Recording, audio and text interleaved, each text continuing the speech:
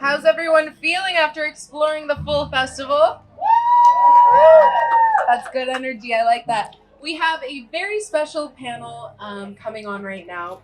We have an appearance entitled The Power of the Page, a conversation between artist Raúl Colón and curator Erin Curtis. It's presented by the Lucas Museum of Narrative Art, which their booth is over there. I hope you checked them out earlier today. In this conversation, illustrator Raúl Colón will discuss his wordless children's book Imagine, the power of children's book illustration and the role of museums and communities with Lucas Museum curator Erin Curtis. Let's give a big round of applause to and welcome Raúl, Go for it. Raúl Colón. Thank you.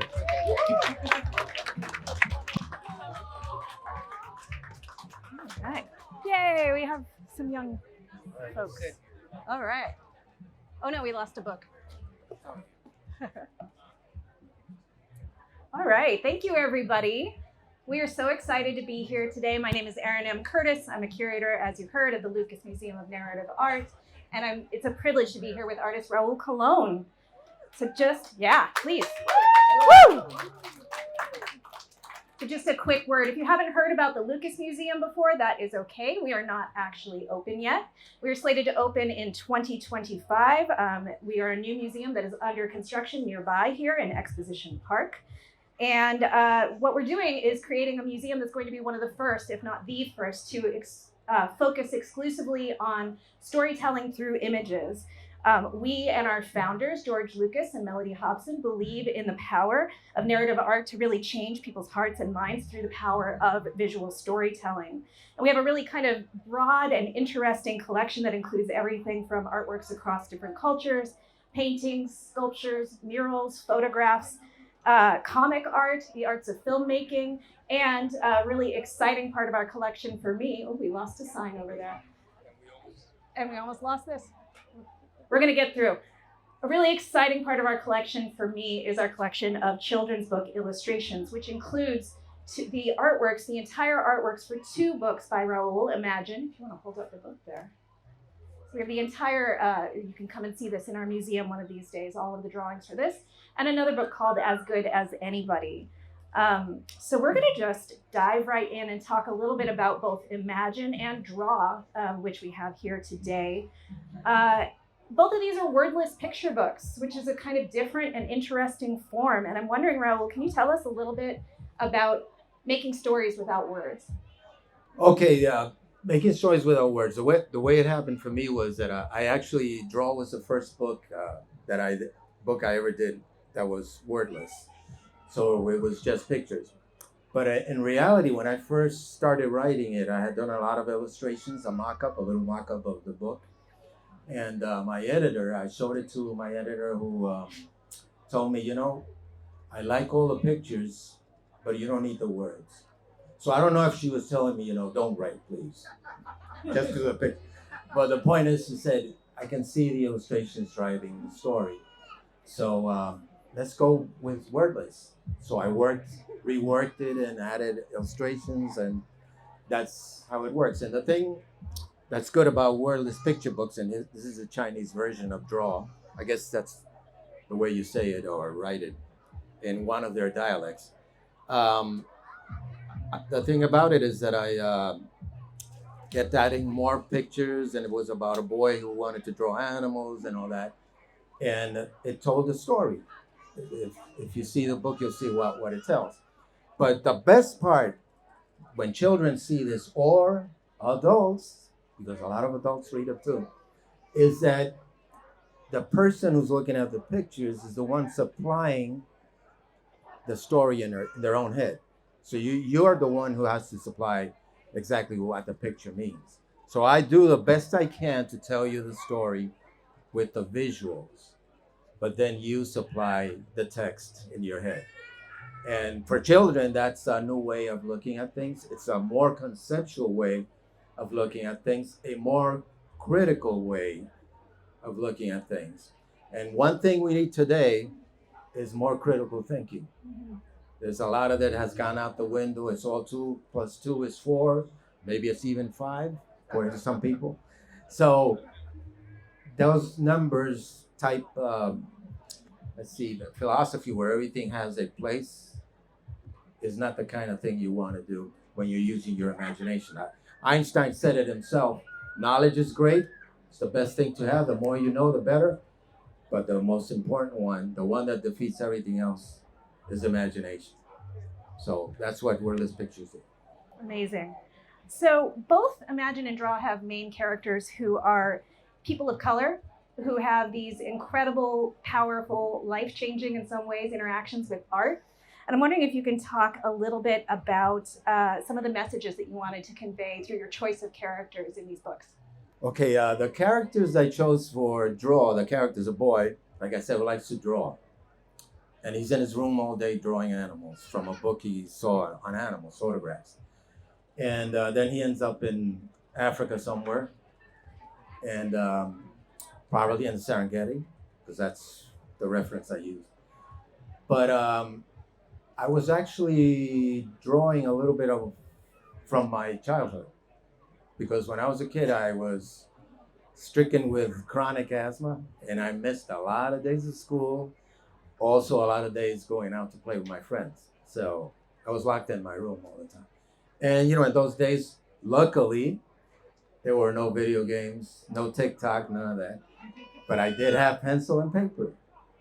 And I would spend my days trying to draw everything I could. And usually it was from comic books or magazines, or my older sister's books, which had great illustrations. The books they gave me in school were Dick and Jane books, which were very mediocre illustrations, but my sister had these books that had really nice ones. So I would try to draw from that.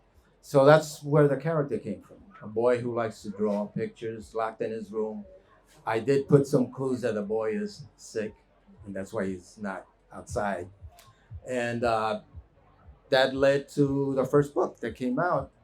When this book came out, it was a success. Mm-hmm. So my editor said, "Why don't you write another one? Wordless picture book." So then came Imagine. And in this one, I imagined the boy. It's not supposed to be the same boy, but it kind of is. What would have happened if, at my age, I was living in New York at that time, I was 10 years old, 9, 10. If I would have gone to the museum by myself with no adult supervision. Because in New York and in big cities, kids get on the train, on the subway, and they go to baseball games, they go to a million places, they even go to the beach by themselves. And they still do in the city. So I said, okay, this boy goes to the museum by himself. And what happens to him in the museum is the story.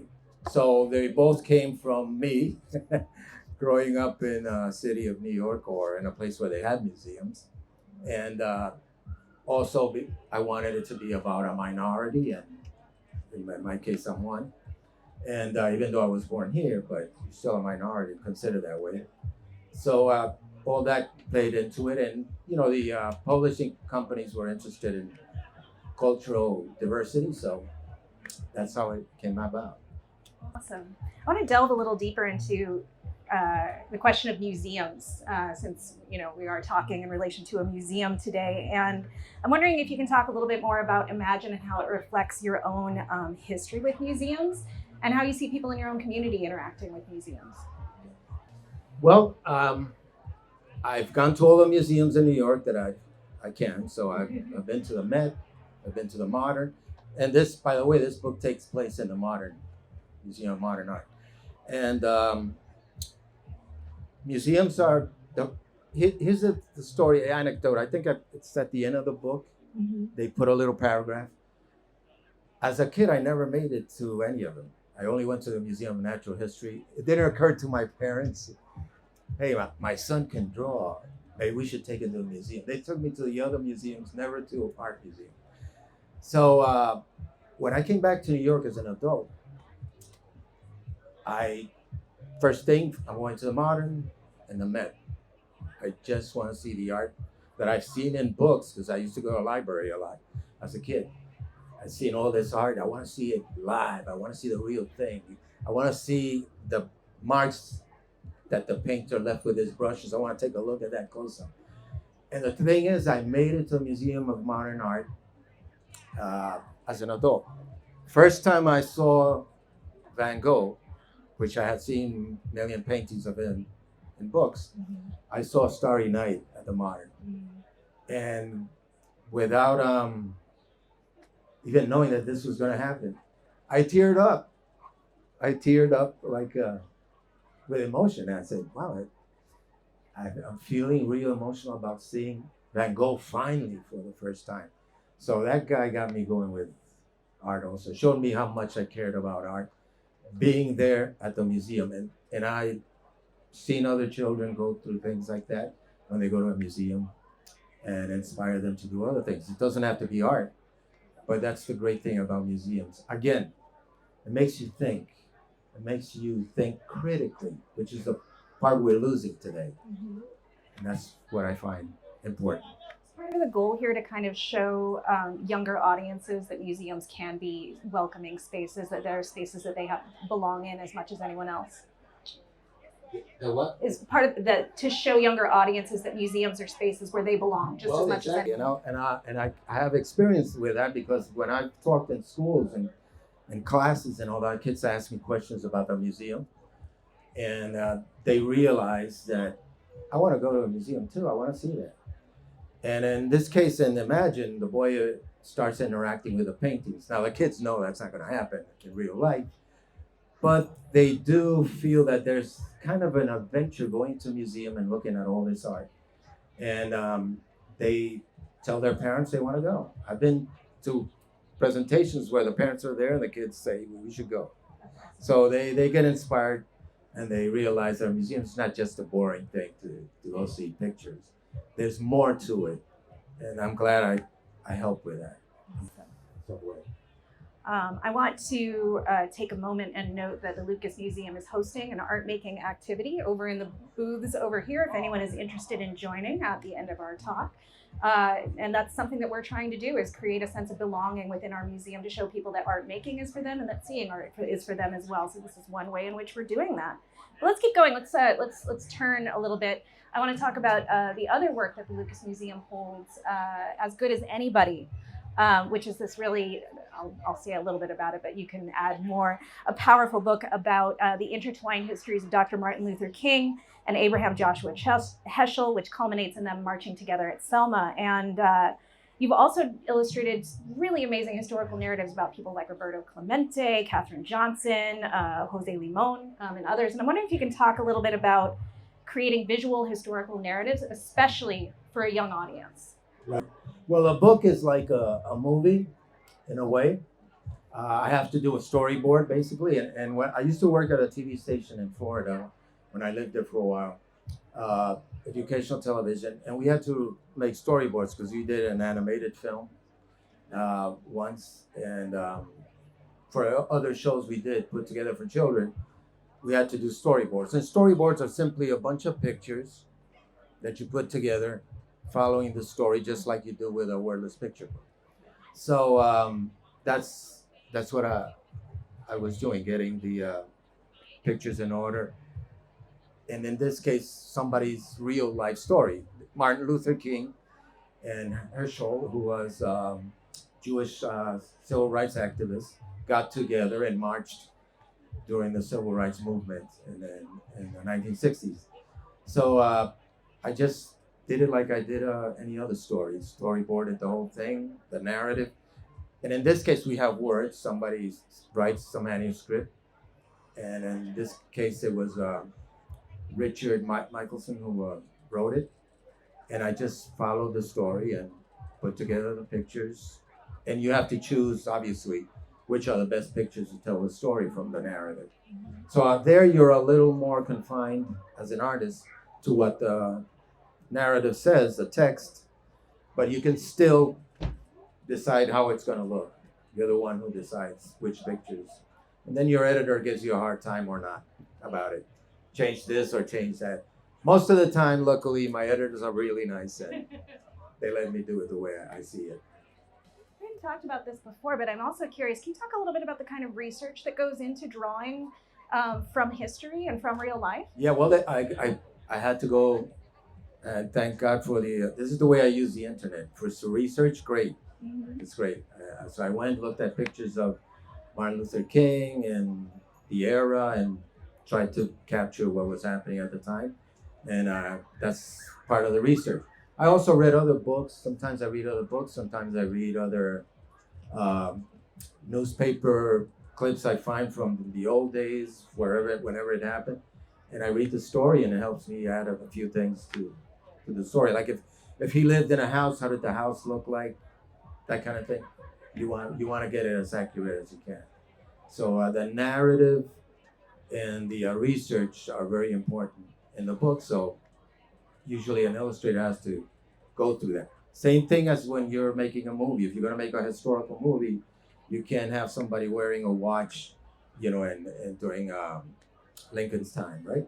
They only had these pocket watches. I don't think people had the wrist watches or anything like that. So you got to be careful with things like that. That's why you have to do the research and get it right. By the way, I want to add, if you get it wrong, you're going to hear from people. That is a great point. I also want to, you mentioned time spent in Florida, bringing that together with our discussion about historical picture books. You have actually had a book recently banned in Florida, your book on Roberto Clemente. How does that make you feel? Angry. Yeah. Angry. And I think, Roberto Clemente is a Hall of Famer, first Latin American player to get into the Hall of Fame. And he deserved it. He was a great player. There was a law passed in Florida by the governor that wants to ban books that are basically culturally diverse, is what it is. And it's a broad law, and what happened is they banned a book like Roberto Clemente, who's a ball player. There's even an award in baseball named after him. So you can't ban a book on a hero, baseball hero. But they did. And they also banned other books like Hank Aaron, a book on Hank Aaron, which is another baseball player. They have something in common. They're all a little different in their colors. And they banned books on a Japanese book that I know about. There have been a few books like that. So what happened is the governor realized that his law was too broad, and they restored Clemente. And they restored probably Hank Aaron, I imagine they did. So it's not banned anymore. But any book that has any minority in it that mentions race or something like that, they're going to remain banned because people don't know who these characters are. They're not that important, so it's not going to be a big story. Clemente was in the press, even the baseball, league got involved with it. The Pittsburgh Pirates, that was his team, said that was wrong, so he backed off from that. But other books are still banned, so we got to keep an eye on that. More books are being banned, and it hasn't stopped. And it's happening in Texas, it's happening in other states, and we're going to have to fight that one out, basically. There's a way in which it's a backhanded compliment. It tells us that your work is very powerful, that people are noticing it and seeing it, that it has the potential to create change by telling these important histories, and that it does something that's threatening to people. I'm wondering if you can talk a little bit more about that. Have you experienced other times where people have been sort of put off by the work that you're putting out there, or how does it get received? I've done other. I used to do editorial work also, and I got in trouble a few times with that. I did something on the war in Iraq once, and I got it was a cover for the New Yorker, a magazine, big magazine in New York, and across the country, we sell it everywhere. And I got a lot of letters for that one. They thought it was controversial. So yeah, sometimes people don't like something, a few people, not everybody, and they want to stop. And let me explain that it shouldn't only be from one side. Sometimes it comes from what we call the left or the right. So we gotta be careful with banning books. We just gotta let things lie where they lie, and if there's a book that's really bad, right, about racism or anything like that, well, then you speak against it. But you don't have to ban every book so I feel that I've seen that happen quite a few times, and except that this time the big names, the politicians, are taking the action and not just normal citizens. It's interesting how children's books in particular become a focus for this. That we put a lot of thought and care and anxieties around what we are telling the next generation, how we're raising the next generation. Speaks again to the power of children's book illustration more broadly, which is part of why the Lucas Museum feels that this is very important to collect and show. Just wondering if you can say anything else about that. Well, I think the museum, as you all believe, is going to be great. I don't know if you've seen the pictures over there of how it's going to look. I want to go there, and obviously, they better invite me when it opens. I know I'll be invited. But it's not just a museum to show art. It's a museum defending freedom, basically. Anything that art does is always based on some kind of freedom. Art has always had this war where it probably challenges people and it brings out negative thoughts on some people trying to stop it. You know, the artists who change things in the art world, the writers who change things, filmmakers, sometimes got into trouble because it's always about freedom. Certain freedoms that some people believe you shouldn't have, but the art breaks through. So I think the museum's going to do a great job, not only teaching us or showing us how narrative art works in the movies, in the comic books, in the novels and stories, and picture books, but also the fact that art will defy things. It's always out there at the edge, and you got to protect it. Mm-hmm. Thank you for that. That's a wonderful summary of what the work we're trying to do. I want to turn to one more thing while I think we have a little bit of time yet. Fantastic. And talk a little bit about Light for All. Luz para Todos, the Spanish translation, is now available. It's being pre-sold at the Malik Books booth if folks want to go check that out. And this is a little different than some of the other historical picture books that you've done. It's a historical subject, this long history, kind of a sweeping history of immigration, but you have to capture many experiences in one narrative. Can you talk a little bit about that, distilling things down rather than telling a specific story? Yeah, well, that one is more general. Light for All is about the Statue of Liberty, basically, the lamp, and all the immigrants who came to America. And we all know who are the original owners of this place, mm-hmm. and everybody else is not an original. So we got to admit that this is a country of immigrants.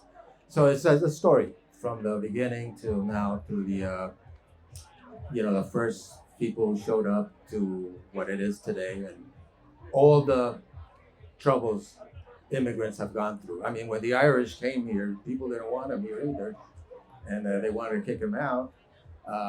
Then when a big Chinese population moved in during the building of the trains, they wanted to kick them out too. Mm-hmm. So it's always been the story of America. The people who are here first don't want the other ones to come in, and they try to stop it. Then they get in, and then the next group that comes in, well, now we don't want this group to get in. It's always been that way. So the book tries to teach us that that's the way it is in America. The immigration is continuous, and we always renew ourselves by doing that. We have movies thanks to the fact that a lot of Eastern Europeans moved here in the early 1900s. Not maybe France would have been the number one Hollywood out there. Mm-hmm. So that's important. And talking about that, there were some pictures I wanted to draw for that book, especially with the Native American experience. And again, there were some issues where they didn't let me draw certain things, mm-hmm. that were part of history because the publisher was a little shaky. I don't know. It may be controversial. Don't put this here. Don't draw that there. Even though I did my research, mm-hmm. so I wasn't putting anything out of context. So that's how it works with that one. But you can see that one too. The story is great about the history of immigrants and what the Statue of Liberty stands for. Like Light for All, that's the title. Fantastic. I think just a couple more questions, or maybe one more kind of big one. What's your general hope that the reader is going to come away with after reading your books, wordless or otherwise? Well, I hope everybody comes out from what I've seen, like what the children come out with. I went to a school, and other schools have done this, but for the first time I saw this. I went to a school in, I think it was in New York, but one of these special schools, kids with very high IQ, that kind of thing. And I gave a talk there. And the children had written the story for, I think it was Imagine, and they all had different stories to tell me, and they wrote it down, and I read their stories. I was like, whoa, that's a great idea. And they had told the story the way they saw it. So they wrote the text. The teacher asked them, okay, you're going to get the pictures, you write the story, write the text. And they had these great, amazing ideas that I didn't have, but came out of looking at the pictures. So I hope everybody who reads a wordless picture book like this comes up with his own narrative and his own original idea. And like I said, opens up your mind to more ideas. Maybe you'll write your own wordless picture book. Who knows? I've had people do that too. So that's what I would like them to see. The world that's out there. It's in here, actually. It's not out there. It's in here. And you make it come out. All right. Well, I think that is pretty much it for us.